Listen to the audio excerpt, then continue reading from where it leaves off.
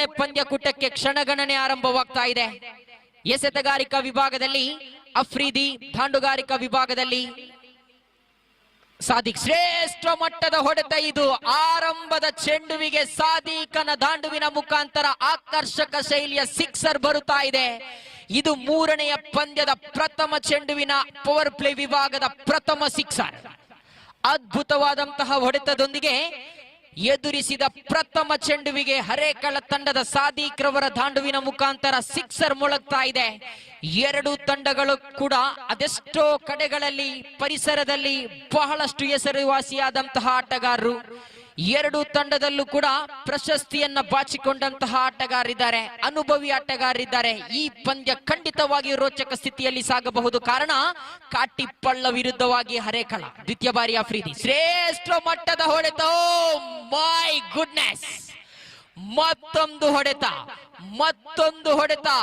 ಈಗ ಆ ಹರೇಕಳ ಡಗ್ಔಟ್ ಅನ್ನ ಗಮನಿಸುವುದಾದ್ರೆ ಕೈ ಕಟ್ಟಿ ಕುಳಿತ ಪ್ರೇಕ್ಷಕರನ್ನ ಕೈ ತಟ್ಟುವಂತೆ ಮಾಡ್ತಾ ಇದೆ. ಕಾರಣ ಎದುರಿಸಿದ ಎರಡು ಚೆಂಡುಗಳ ಮುಂದೆ ಅದ್ಭುತವಾದಂತಹ ಎರಡು ಸಿಕ್ಸರ್ ಅನ್ನ ಹೊಡೆದಿದ್ರೆ ಈಗ ಅಭಿಮಾನಿಗಳಲ್ಲಿ ಪ್ರಶ್ನೆ ಸ್ಟ್ರೈಕರ್ ಸುದ್ದಿಯಲ್ಲಿದ್ದಾರೆ. ಶ್ರೇಷ್ಠ ಮಟ್ಟದ ಹೊಡೆತ ಇದು. ಸಾದಿಕ್ ರವರನ್ನ ಕಟ್ಟಿ ಹಾಕುವವರು ಯಾರು? ಅದ್ಭುತವಾದಂತಹ ಹೊಡೆತದೊಂದಿಗೆ ಎದುರಿಸಿದ ಕೇವಲ ಚೆಂಡುಗಳ ಮುಂದೆ 3 ಸಿಕ್ಸರ್ ಅನ್ನ ಈಗಾಗಲೇ ಹೊಡೆದಾಗಿದೆ. ಕೈ ಚಪ್ಪಾಳೆಯ ಸದ್ದುಗಳು.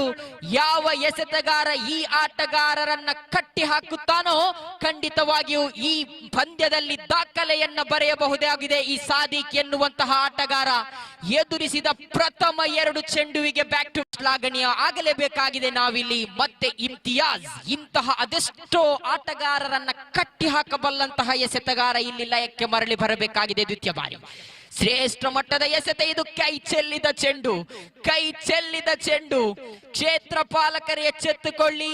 ತಾವು ಆ ಕ್ಯಾಚ್ ಅನ್ನ ಹಿಡಿದದ್ದೇ ಆದಲ್ಲಿ ಖಂಡಿತವಾಗಿಯೂ ಮ್ಯಾಚ್ ಅನ್ನ ಹಿಡಿಯಬಹುದಾಗಿತ್ತು. ಈ ಕ್ಯಾಚ್ ಅನ್ನ ಕೈ ಚೆಲ್ಲಿದಂತಹ ಕ್ಷೇತ್ರ ಪಾಲಕ ತನ್ನ ಎರಡೂ ಕೈಯನ್ನ ತಲೆಯ ಮೇಲೆ ಇಟ್ಟಿದ್ದಾರೆ. ಕಾರಣ ಅದು ಆ ಸಾದಿಕನ 3 ಸಿಕ್ಸರಿನ ಪರಿಣಾಮ.